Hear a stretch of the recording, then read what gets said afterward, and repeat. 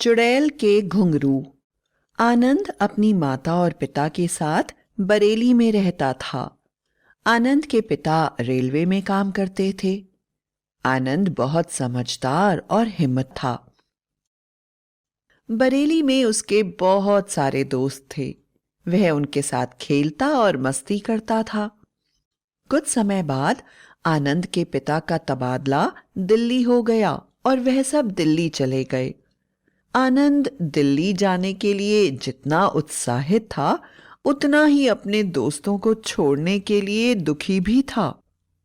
दिल्ली में उनके रहने के लिए रेलवे कॉलोनी में घर मिला। आनंद वहां किसी को नहीं जानता था। उसके आसपास के कई घर खाली भी थे और कुछ घरों में लोग रहते थे, लेकिन ज्यादातर परिवार वाले नहीं थे। थोड़े समय के बाद आनंद की मां गीता की दोस्ती पड़ोस में रहने वाले कुछ लोगों से हो गई। आनंद रोज शाम को कॉलोनी के पार्क में खेलने जाता था और गीता अपनी सहेलियों से बातें करती थी।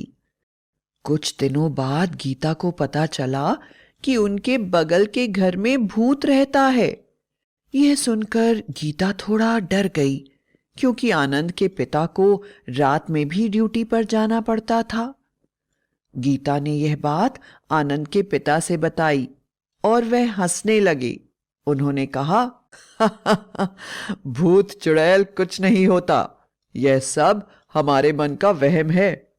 और तुम डरती क्यों हो? हमारा आनंद है ना।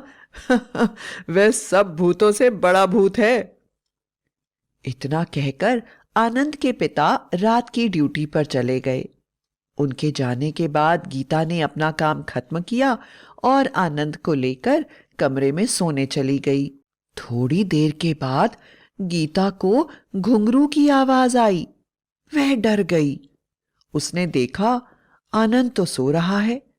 वह डर के मारे आनंद को जोर से पकड़कर सोने की कोशिश करने लगी, लेकिन उसे फिर घुंघरू की आवाज सुनाई दी और वह जोर से डर गई और उसने आनंद को जोर से दबाया। इस बार आनंद उठ गया। उसने पूछा, क्या हुआ मां? गीता ने उसे इशारा किया कि चुप रहो। तभी घुंघरू की आवाज फिर से आई। इस बार आवाज आनंद ने भी सुनी। गीता ने आनंद से कहा, लगता है सच में हमारे बगल वाले घर में भूत रहता है। आनंद मुस्कुराया और बोला, मां, लेकिन भूत घुंघरू थोड़ी पहनते हैं। मां ने उसे घूरती हुई आंखों से देखा और कहा, जरूर ये चुड़ैल होगी। आनंद ने बोला, रुको, मैं देखकर आता हूं। गीता ने उसका हाथ पकड़ा और उसे न जाने का इशारा किया। थोड़ी देर के बाद वह आवाज आना बंद हो गई। आनंद की आंख लग गई। सुबह हुई। आनंद के पिता अपनी ड्यूटी से घर वापस आए। गीता ने उन्हें रात की सारी बात बताई।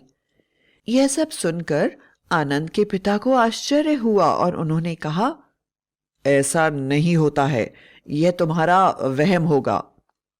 गीता ने कहा, ठीक है, आप आनंद से ही पूछ लो। पिता ने आनंद को आवाज लगाई और आनंद से कहा, क्यों मेरे बड़े भूत, जब वह चुड़ैल आई तो तू कहां डर गया था? आनंद ने कहा, पिताजी, मैं जाना चाहता था, लेकिन मां ने मुझे नहीं जाने दिया। आनंद के दिमाग में पिता की कही बात घूम रही थी। उस दिन रात में जब उसके माता पिता सो गए तो वो धीरे से उठा और पड़ोस के घर की तरफ गया। दरवाजा बंद था, लेकिन उसको मालूम था कि रसोई की खिड़की खुली हुई है। वह धीरे से रसोई की खिड़की से घर के अंदर चला गया। अंदर जाने के बाद उसने फिर से घुंघरू की आवाज सुनी। आनंद थोड़ा डर गया, लेकिन उसे अपने पिता की बात याद आई। भूत चुड़ैल कुछ नहीं होते, यह सब हमारे मन का वहम है।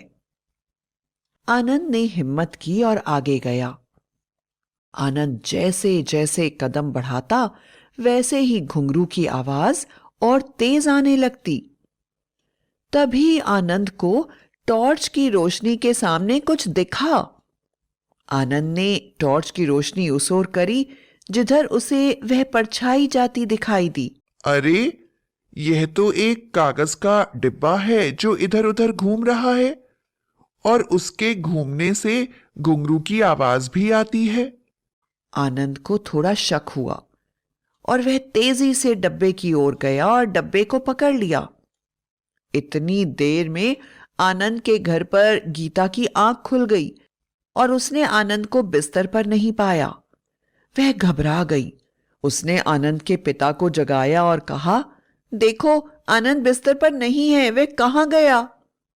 दोनों आनंद को घर में इधर उधर ढूंढने लगे, पर वह कहीं नहीं दिखा।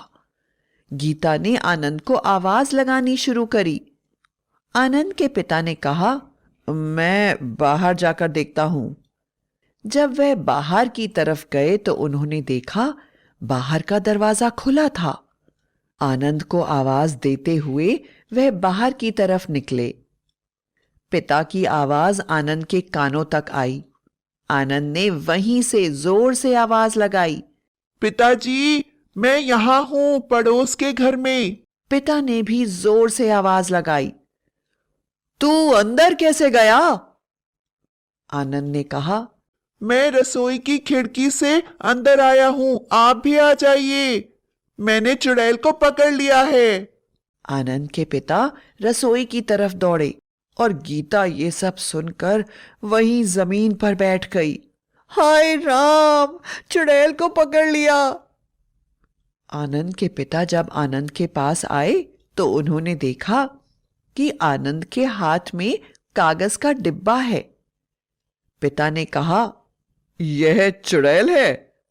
आनंद हंसने लगा और पिता से कहा, हाँ, यह मां की और उनकी सहेलियों की चुड़ैल है। आनंद ने अपने पिता को टॉर्च की रोशनी डिब्बे की तरफ दिखाने का इशारा किया।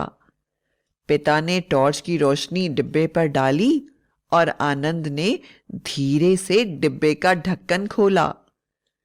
डिब्बे का ढक्कन खुलते ही पिताजी भी जोर जोर से हंसने लगे। दोनों डिब्बा लेकर मां के पास गए। गीता डरी हुई बैठी थी और आनंद को देखते ही रोने लगी और बोली, तू क्यों गया चुड़ैल के पास? और यह तेरे हाथों में क्या है? आनंद के पिता ने कहा, चुड़ैल है। गीता को कुछ समझ ना आया। फिर आनंद के पिता ने आनंद के हाथ से वह डिब्बा लिया और उसका ढक्कन खोलकर आनंद की मां को दिखाया।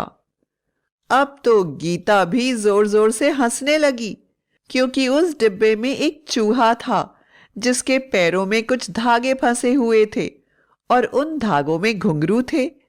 गीता को सारी बात समझ में आ गई।